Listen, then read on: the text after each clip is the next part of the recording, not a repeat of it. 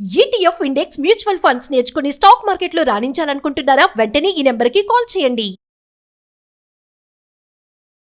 నమస్తే రమగారు. నమస్తే జయ. రమగారు, చందమామ కథ ఏదైనా చెప్పుకుందామా? పూర్వం ఒక పల్లెటూరులో ఓ వీరయ్య అని ఒక ఆయన ఉండేవాడు.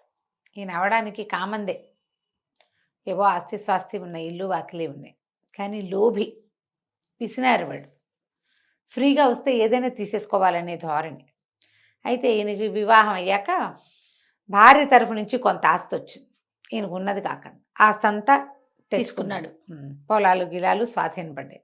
కాలక్రమాన 4 పిల్లలు పుట్టారు. 2 ఆడపిల్లలు, 2 మగపిల్లలు. అయితే ఈ పిసినారితనం, ఈ లోభి ఎవరికి పెట్టడు, అన్నీ నాకే కావాలి, ఖర్చు పెట్టడు. బ్రహ్మాండమైన ఇల్లు, పెద్ద ఇల్లు, తాతల నాటిది ఇల్లు, గట్టిది, చక్కగా ఎత్తుగా అరుగులతో బాగుంటుంది బొమ్మరిల్లల్లి. కానీ ఏనాడు రంగే ఇచ్చేవాడు కాదు, చుట్టుపక్కల బాగు చేయించేవాడు కాదు. చుట్టూతో అంతా తుప్పలాగా పెరిగిపోయి ఉంటుంది. అవన్నీ క్లీన్ చేయించాలంటే మనిషి కావద్దు, మరి ఖర్చు, అది ఇష్టం ఉండదు. భార్యకు మంచి చీర నగ కొనేరగడు, ఎప్పుడు దిష్టి బొమ్మలాగానే ఉంచేవాడు. పిల్లలు 4 పిల్లలు. ఈ 4 పిల్లలకి ఓ చదువు చెప్పించడం లేదు, ఏదో ఎటాగొటా చదువుకున్నారు అంతే. వాళ్ళకి ఏదైనా చక్కగా వైనంగా ఏర్పరచడం లేదా అంటే ఉంది. మనం ఇట్లాంటి వాళ్ళని మన చుట్టుపక్కల కూడా చూస్తాం. పెద్ద చక్కటి ఇండిపెండెంట్ ఇళ్ళు అవి ఉంటాయి. ఎందుకో దిష్టి పెడతల్లాగా ఉంటారు ఇంట్లో వాళ్ళు. ఏమీ వాళ్ళు శుభ్రంగా ఉండరు. అందరితో పాటు ఇప్పుడు ఒక కాలనీలోనో ఒక ఏరియాలోనో అందరితో పాటు ఇల్లు లభించడానికి అక్కడో ఉద్యోగం చేస్తారు. మరి ఆడవాళ్ళ లోపమో అది మగవాళ్ళ తాలూకు దౌష్ట్యమో మనకు తెలియదు. కానీ చుట్టుపక్కల వాళ్ళంతా చక్కగా వైభవంగా ఉన్నట్టు ఉంటారు. వీళ్ళొక్కళ్ళు మాత్రం దెబ్బ మొహాలు వేసుకుని ఉంటారు. ఎందుకో తెలియదు, ఏమిటో బాధ వాళ్ళకి. చక్కగా కళకళలాడుతూ ఉండరు, ఖర్చు పెట్టరు.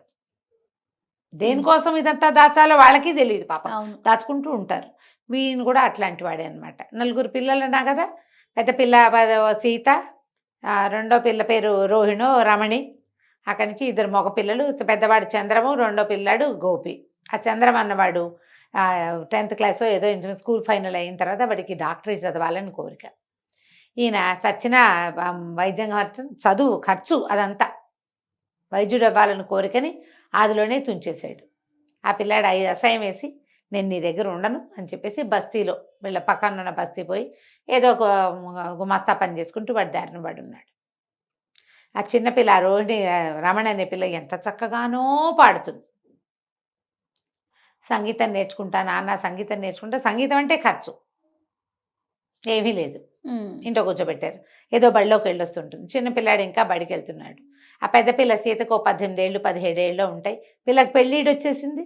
పెళ్లి సంబంధం అంటే పెళ్ళంటే ఖర్చు కదా. ఏదైనా నగా నాణ్యం చేయించాలి, ఏమీ లేదు. ఆవిడ దొడ్లో ఏవో 4 గొడ్లు ఉంటే జాగ్రత్తగా ఆ గొడ్ల పాలు తీసి జాగ్రత్తగా పిడకలు అవి చేసి ఎట్లా గొట్లా పిల్లలకి ఏదో కాస్త గుడ్డ పాత ఏర్పాటు చేసుకునేది. ఈయన అంతసేపు సాడిపాయించడం. పక్క ఊళ్ళో వరదలు వస్తే ఈయన పోయి ఆ వరదలో కొట్టుకొచ్చిన కోళ్ళు మేకలు అన్నీ పుచ్చుకుని తెచ్చుకున్నాడు. అలాంటి వాడు అనమాట. లోభత్వం, వదలలేని తనం అన్నమాట. తను చేసే పనులన్నిటికీ సహాయంగా ఉండటం కోసం రాముడని ఒక కుర్రాన్ని పెట్టుకున్నాడు. వాడు అనేవాడు, ఎందుకండి ఈ దొడ్డంతా ఇలా దరిద్రంగా ఉంది, శుభ్రంగా 2 మనుషులు కేకేసుకుని నీట్గా చేయించుకుంటే కూరగాయల మొక్కలు పెట్టుకున్న కూర ఖర్చు వెళ్ళిపోతుంది మనకి, అంతే. చుట్టుపక్కల కూడా అమ్మేసుకోవచ్చు శుభ్రంగా, పాదులు అవి పెడితే అంటే. ఒరే, నువ్వు 10 రూపాయలు ఖర్చు పెట్టి 3 రూపాయలు లాభం చూపిస్తావురా నువ్వు. ఇదంతా తీయటానికి ఎంత పని, ఎంత ఖర్చు. రేపు వచ్చే రాబడి ఆయన కనపడదు, ఇప్పుడు ఖర్చు ఒకటే కనిపిస్తుంది. అలాంటి వాళ్ళు ఉంటారు కదా, ఏమీ చేయనివాడు. ఆ రాముడికి పిచ్చెత్తి లేచిపోదామని ఉండేది వాడికి, ఇక్కడ చెల్లిపోదామని. కానీ పాపం ఆ వీళ్ళని చూసి, ఇంట్లో వాళ్ళని చూసి ఆగిపోయేవాడు. ఆ సీతకి వీడంటే మనసు, ఈ రాముడు అంటే. పెళ్ళిడు వచ్చిన పిల్ల ఇంకా బయటికి పెళ్లి సంబంధాలు చూసే ఆస్కారం కూడా లేదు. ఆ పని కుర్రాడి మీదే ఆ అమ్మాయికి మనసుగా ఉండేది. కొన్ని రోజులు ఇట్లా గడుస్తూ ఉండగా ఏమైంది, ఒకరోజు, ఒరే ఒక నిచ్చెనాను సంచి పట్టురారా, మనం దేవాలయానికి వెళ్దాం అన్నాడు. అక్కడికి ఎందుకంటే నిచ్చెన అన్నాడు. అంటే దేవాలయం పక్కన పెద్ద తేనె పట్టు పట్టిందిరా. చేదా ఏమిటి, ఊరికే తేనె వస్తుంటేను ఇంట్లో మందుకో మాక్కో కావాలి, బయట తేనె కొంటే 50 రూపాయలు, మనం తీద్దామంటే అయ్యో అట్లా పనికిరాదండి, అది దేవాలయం సొత్తు, మనం తీసుకోకూడదంటే గడదగుడ్డు, దేవుడు అందరివాడు, దేవుడు సొత్తు అందరిది అన్నాడు ఆయన. అంటే వీడు నేనైతే ఎక్కనండి అన్నాడు. ఎక్కనండి అంటే సరే నేను ఎక్కుతా, నువ్వు కింద పట్టుకో చాలు అని చెప్పేసి ఏం చేశాడు, నిచ్చెన వేసుకుని ధ్వజస్తంభానికి పక్కగా ఉన్న ఒక చిన్న మండపం లాంటిది ఏదో ఉంది, ఆ మండపం మీదకి పైకెక్కాడు. ఎక్కేసరికల్లా తేనెటీగలు జుమ్మని మీదకి వచ్చేసరికల్లా కాలు పట్టు తప్పి దభేల్మని పడిపోయాడు కింద. వాడు కుర్రాడు ఎక్కగలిగేవాడు, 4 బిడ్డల తండ్రి ఇదేమి ఎక్కుతాడు, లేదా ఆశపోతానానికి అంతే. పడేసరికల్లా తలకిందులు కాబట్టి తలకాయ పగిలినంత పని అయింది. పగిలింది. ఎట్టగొట్ట మోసుకొచ్చాడు ఇంటికి. రాముడే మోసుకొచ్చిన తర్వాత ఏముంది, మూలబడ్డాడు ఈయన. అయోమయంగా అయిపోయాడు, మాట పడిపోయింది. చచ్చిపోలే, అయోమయం అయిపోయాడు. చెప్పిన పని చేస్తాడు తప్పిస్తే ఆయనకి ఏమీ తట్టదు, తెలియదు. వైద్యుడు వచ్చి కట్టుకట్టాడు, అదేదో చేశాడు. కొంచెం మతి రావటం కష్టం రా, సమయం పడుతుంది, అసలు వస్తుందో రాదో, ఈయన ఇట్టాగే సాక్కోవాలి మీరు అన్నాడు. ఇలా బోది బొమ్మన్నారు పిల్ల జల్ల. ఏం చేస్తారు? అక్కడి నుంచి వీడేం చేశాడు చూస్తే, ఇంట్లో ఎవరున్నారు, పెద్ద అబ్బాయి ఏమో ఎక్కడికో వెళ్ళిపోయాడు. ఇక మిగిలింది 2 ఆడపిల్లలు, ఒక చిన్న పిల్లాడు, పెద్ద ఆవిడే. ఆవిడనేమో దిష్టి పెడతలా ఉంచాడు. ఆవిడకి ఏ వ్యవహారమో తెలియదు. వీళ్ళకి బోళ్ళు పొలాలు ఉన్నాయి. ఏదైనా పని చేయటానికి ఈయనకి ఖర్చు పెట్టడం ఇష్టం ఉండదు. రాబడి వస్తుంది రేపు, కానీ ముందు ఖర్చు పెట్టడం ఇష్టం లేక కొన్ని పొలాలు బీడు కూడా పెట్టాడు. అయ్యో. అక్కడి నుంచి వీడేం చేశాడు, అమ్మగారు ఈయనపెట్టి తెరవండి ఏమున్నాయో చూద్దామని ఈయనపెట్టి తెరిస్తే కాస్త డబ్బు కనపడింది.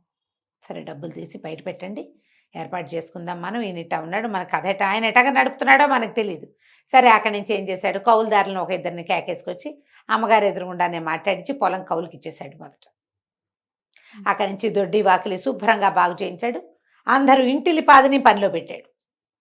అందరూ మొక్కలు కొట్టేద్దాం, ఈ దొడ్డంతా బాగు చేసుకుందాం, అయ్యగారు లేడు, మన దగ్గర 4 డబ్బులు ఉన్నాయి, రేపేం వస్తుందో తెలియదు, తినాలి మనం. ఆయన మెయింటెనెన్స్ చేసినట్టు కాదు, మన మెయింటెనెన్స్ వేరేగా ఉంటుందని మొత్తం దొడ్డి వాకిలి ఇల్లు శుభ్రంగా బాగు చేయించేశాడు. అక్కడి నుంచి పాదులు తవ్వి అందరితోటి విత్తనాలు కూరగాయలు పెట్టించాడు. 3 నెలలు తిరిగేసరికి వచ్చేస్తాయి కూరలు. ఎంతలోకి వస్తాయి? బీరపాదు పొట్లపాదు అవి అయితే అసలు 2వ నెలకే కాపు వచ్చేస్తుంది. చక్కగా కూరలతో కళకళలాడేలాగా చేశాడు దొడ్డంతా. ఇంట్లో శుభ్రంగా కూరలు దొరుకుతున్నాయి. పిల్లలు అంతకుముందు 7 మొహాలు వేసుకుని ఒక్కిల్లాగా ఉండేవాళ్ళు. నుంచి కూరగాయలు అమ్మితే కూడా డబ్బులు వస్తున్నాయి. అక్కడి నుంచి 4 గొడ్లు ఏవో ఉన్నాయి, ఇంకో 2 గొడ్లను పెంచాడు, ఇంకో పాలేరుని పెట్టాడు. వాడు పాలు తీస్తాడు, పాలు బయట పోస్తారు, పాల మీద డబ్బులు వస్తున్నాయి. ఇల్లు ఇంత దరిద్రంగా ఉంది, మనకేమి ఇంత డబ్బులు వస్తుంటే ఇల్లు ఇట్లా ఉండటం ఏమిటి, ఇల్లంతా బాగు చేయించేసేద్దామని ఇల్లు అన్ని పక్కల బాగు చేయించి శుభ్రంగా వెళ్ళేయించి పెంకులు సరి చేయించి నీట్గా చేసి పెట్టాడు. సరే ఈ కూరగాయలు పండుతున్న కాలంలోనే ఎవరో పట్టణంలో వీళ్ళ బాబుగారు చంద్రంబాబు అక్కడెక్కడో ఉన్నాడని తెలిస్తే అక్కడికి పోయి తీసుకొచ్చాడు. బాబు నీకు కావాల్సింది చదువుకుంది, కానీ ఎలాగో మనం పొలం కౌలుకి ఇచ్చాము, డబ్బులు వచ్చేస్తాయి, నువ్వు చదువులో చేరిపో, వైద్య వృత్తి ఎక్కడ చేరుతానంటే అక్కడ చేరు, నేను ఖర్చు పెడతా అని చెప్పి సరి చేశాడు. అక్కడి నుంచి చిన్నపిల్లకి ఏం చేశాడు, అది కూడా 9th 8th క్లాస్ అయ్యింది. ఈ 8th క్లాస్ అయిన పిల్లకి ఓ సంగీత మాస్టర్ని పిలిపించి పాఠం చెప్పించడం మొదలుపెట్టాడు. అన్ని పిల్ల చక్కగా సంగీతం నేర్చుకుంటుంది, చక్కటి పాట దాంది. ఆ రోజుల్లో అప్పటికి ఇంకా గ్రామ్ఫోన్ రికార్డులు వచ్చినాయట. ఇవి రాలా, రేడియోలు రాలా, రేడియో కష్టం, రికార్డులు ఇవ్వచ్చు దూరాన్ని ఎక్కడో, అది కష్టం. కానీ నేర్చుకున్న పిల్లలకి అవకాశాలు ఉంటాయి. 1 సంవత్సరం 6 నెలలు 8 నెలలు గడిచేసరికాల ఇంటి ఆసామి గారి భార్య మంది, ఆ వీరయ్య గారి భార్య, ఒరే నాయన పెద్ద పిల్లాడిని సరి చేసావు, పిల్లకి ఏదో సంగీతం వస్తుంది, చిన్నపిల్లకి ఆఖరి పిల్లాడు బళ్ళలోకి వెళ్తున్నాడు అనుకో, పొలాలు దొడ్లు అన్నీ సరి చేసావు, సీత సంగతి చూడాలరా, దాన్ని పెళ్లి చేసుకుని ఆయన నువ్వు, ఈయన సంగతి విని ఏ పై సంబంధము రాదు, ఇంట్లో పిల్లవాడివి, నువ్వు ఉన్నావు కాబట్టి బతుకున్నావు, లేదా నువ్వు గనక లేకపోతే వాడు లేచక్కపోయి ఈయనట పడి ఉండి మేమేం చేసేవాళ్ళం, ఆడవాళ్ళం, పిల్లని పెళ్లి చేసుకోరా నాయన అంటే సరే పెళ్లి చేసేసుకున్నాడు. ఏడాది తిరిగేసరికి అసలు ఆ సీతకు కొడుకు కూడా పుట్టాడు. మొత్తం మీద 3 నెలలు కలిసి 4వ ఏడు పడింది. సరే ఏమైంది, ఒకరోజు చేలోంచి కౌలుదారులు తెచ్చి బస్తాలు తిప్పారు వాకిట్లో. తింపితే మరకేసుకెళ్ళి కొన్ని వడ్లు మరపట్టించుకొద్దామని ఈ వీరయ్య మతిపోయి ఉన్నాడు కదా, ఇప్పటిదాకా ఆయన కూడా గుప్పులు తవ్వాడు, ఆయన కూడా సున్నం వేసేటప్పుడు గోడకు సున్నాలు వేసాడు, పెంకులు సరి చేశాడు. ఏదైనా పని చెప్పు అని రాముడు పని చెప్తే చేస్తాడు, మాట లేదు, అన్నం పెడితే తింటాడు. వీళ్ళకి ఆయన్ని పోషించారు వీళ్ళు, తండ్రిగా పోషించుకున్నారు శుభ్రంగా. ఆయన బాగానే ఉన్నాడు, హెల్తీగానే, కానీ మతి లేదు, నువ్వు మాట లేదు. సరే ఏం చేశాడు, ఈ బస్తాలు ఈ వీరయ్యని పట్టండి అయ్యగారు అని సాయం పట్టించి ఒక 20 బస్తాలు బండికేసాడు. బండికేసి పైన కూర్చోండి నొగ మీద, మనం వెళ్ళి మరకెళ్ళి పట్టించుకుందాం. పిండి మర ఆడిస్తారు కదా ఈ ధాన్యాన్ని, అప్పటికి మరలు వచ్చినాయి. మరకేసుకెళ్తుంటే ఏమైంది, ఆ పై బస్తా ఎట్లాగో కదిలిపోయి ఈ వీరయ్య గారు కాస్త బండి మించి దబేల్మని కింద పడ్డాడు. పడ్డం అది ఎక్కడ పడ్డాడు? బాగా దేవాలయానికి ఎక్కడో అవతల, అది ఎక్కడి నుంచి మన మరణించి తిరిగి వచ్చేటప్పుడు బియ్యం వేసుకొచ్చేటప్పుడు పడిపోయాడు. పిండి మర అనకూడదు, ధాన్యం మరణించి వచ్చేటప్పుడు పడ్డాడు. సరే లేవదీశారు కదా. ఆయన అన్నాడు, ఒరే దోత ఎంతెంటికలు కుట్టేస్తున్నాయిరా బాగాను అన్నాడు. మాట వచ్చేసింది. సరే అన్నాక, ఇది మరీ ఎత్తురా, ఇంత ఎత్తు నుంచి పడినా దెబ్బ తగలే సుమి అని అటు ఇటు చూసి తను గుళ్ళో లేదని తెలిసింది. ఎక్కడున్నాను రా మనం అన్నాడు. ఎక్కడో ఉన్నానులేండి, బండెక్కండి ఇంటికి వెళ్దామన్నాడు. బండెక్కండి ఇంటికి వెళ్దాం అంటున్నవాడు 4 ఏళ్ల క్రితం రాముడు కాదు వీడు. అప్పటికి లేలేత నువ్వు మీసాలవాడు ఇప్పుడు కొంచెం బలిసాడు. ఏమిటి ఒక్క పూటలో వీడు ఇలా మారిపోయాడు అనిపించింది ఆయనకి. బండి ఎక్కాడు. ఎక్కిన తర్వాత ఏమిట్రా ఇవి అని ముట్టుకున్నాడు. బియ్యం లేండి అన్నాడు. ఇన్నోటి బియ్యం ఎవరికి రా అన్నాడు. మనకేనండి అన్నాడు. ఇన్ని బియ్యం తింటామా? 20 బస్తాలు వేసుకెళ్ళారు. ఏ 10 బస్తాలో వస్తాయి కదా వడ్లు బియ్యము. ఈ బస్తాలు 10 ఏం చేస్తారు వీళ్ళు? కావేసి పెట్టుకుంటారు, దాస్తారు. పాత్ర వేసేసి బియ్యం పాత్రలో పోసి మూత పెట్టుకుంటే ఒక్కోసారి కొత్త బియ్యం వాడుకునే లోపల పాత బియ్యం పాత పడిపోతుంది. ఇన్ని బియ్యం తినేస్తామా, ఇన్ని బియ్యం పట్టించామా మనం అని కేకలు పెట్టాడు. ఇంటికి వెళ్ళి చూద్దాంలేండి అన్నాడు. ఇంటి వైపుకి తిప్పేశాడు బండి. తిప్పితే వాకిట్లోకి వెళ్తుంటే, ఎవరిల్లురా లోగిలి ఎంతో బాగుంది, ముచ్చటగా ఉంది అన్నాడు. మన ఇల్లేనండి అన్నాడు. ఆయన అడుగుతున్నాడు, మన ఇల్లు ఏమిట్రా, మన ఇంటికి ఈ రంగులు ఎవరేయించారు అంటే, అవి వేయించుకున్నానులేండి. అక్కడి నుంచి వాకిట్లో ఆ సీత పిల్లాడిని ఎత్తుకుని అన్నం పెడుతుంది. ఎవరో అమ్మాయిలాగా ఉందిరా. ఎవరమ్మాయో, ఎవరో పెద్దింటి ఆడపడుచులాగా ఉంది, పిల్లాడు కూడా ఉన్నాడు, బాగున్నాడు రోయ్ అన్నాడు. మీ కూతురేనండి సీత అన్నాడు. సీతకు పిల్లాడు ఏమిటిరా అంటే, 2 ఏళ్ళు అయిందిలేండి పుట్టన్నాడు. అక్కడి నుంచి గుమ్మలో దిగ్గానే లోపల నుంచి సంగీతం వినపడుతుంది. అయ్య బాబాయ్ ఎంత బాగా పాడుతుందిరా పిల్ల, ఎవరు అంటే, మీ పిల్లనండి, చిన్న పిల్ల. బాగుంది. ఆయన నిర్ఘాంతపోయాడు. లోపలికి వచ్చి చూస్తే ఇంకేముంది, పెద్దగా విశాలంగా ఉన్న ఇల్లు. అంతకుముందు చీకటి కొట్టులాగా పాడుగొట్లు ఆడుకుంటూ అంతే బికామాయిగా ఉండేది ఇల్లు. ఇప్పుడు చూస్తే మొత్తం దొడ్డంతా పచ్చగా మొక్కలు, ఓ పక్క నుంచి అంబారావాలు వినపడుతున్నాయి, ఆవులు, దేదీప్యమానంగా ఉంది. ఇంట్లోకి వచ్చేసరికల్లా పెళ్ళంగా అంతకుముందు దిష్టి పెడతాలాగా ఉండే పిల్లలు నవనవలాడుతూ వంకాయలలే చక్కగా ఉన్నారు. పిల్ల చంటి పిల్లాడిని ఎత్తుకుని, ఈ పిల్లని ఎవరికి ఇచ్చి పెళ్లి చేసావే అన్నాడు. నేనే చేసుకున్నానండి అన్నాడు రాముడు.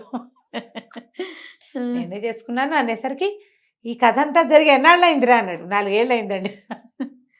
4 ఏళ్ళు నేనేమయ్యాను అంటే, మెల్లిగా భార్య దగ్గర కూర్చుని దేవాలయంలో తేనె పట్టడానికి వెళ్ళిన రోజున పడిపోయారు, మీకు మతిపోయింది. వాడే ఇల్లంతా సంభాళించాడు, పిల్లని పెళ్లి చేసుకున్నాడు. పెద్ద పిల్లాడు వైద్యం చదువుకుంటున్నాడు, 4వ సంవత్సరంలో ఉన్నాడు. ఇంకో 2 ఏళ్ళు చదివితే వాడు వైద్యుడు అయిపోతాడు. ఇగో ఈ పిల్లని పెళ్లి చేసుకున్నాడు, దానికి సంగీతం చెప్పిస్తున్నాడు. వచ్చే సంవత్సరం దాన్ని ఎక్కడికో పై దేశం తీసుకెళ్ళి పాటలు పాడిస్తారట అని చెప్పి దీన్ని మాట్లాడకుండా ఉండిపోయాడు. తర్వాత ఇంక ఇంటి పెత్తనం అడగల, వాడే బాగా చేస్తున్నాడు, అర్థమైపోయింది ఆయన. తనకు అన్నీ ఉన్నా తను ఏనాడు అనుభవించల. అప్పుడు ఆయనకి మొహం కడుక్కుంటే అద్దంలోకి చూస్తే తెలిసింది, అద్దంలో కనపడే మనిషి తను కాదు, వాడెవడో. శుభ్రంగా ఉన్నాడు, ఎందుకంటే ఈ 4 ఏళ్లలో బాగా నొక్కబెట్టి పోషించారు ఆయన. నున్నగా ఉన్నాడు, పిల్లలు నవనవలాడుతూ ఉన్నారు, భార్య శుభ్రంగా ఉంది, ఇల్లు కళకళలాడుతుంది. ఇంక ఈ పెత్తనం ఎందుకు నాకు, వాడే సంభాళించుకుంటాడు ఎట్లాగోనని మాట్లాడకుండా ఊరుకున్నాడు. వాళ్ళ ఇల్లు మొత్తానికి గట్టెక్కిపోయింది. అది కంచికి మనం ఒక 4 ఏళ్ళు ఆయన పడుకునేసరికి అంతే మొత్తం మారిపోయింది. ఒక్కోసారి 4 ఏళ్ళు పడుకుంటే మొత్తం సర్వనాశనం అయిపోయే కథలు ఉంటాయి రమ్మగారు కదా. అవునండి, ఇది మనం మంచి కథ. అవును. రైట్. నమస్తే. నమస్తే.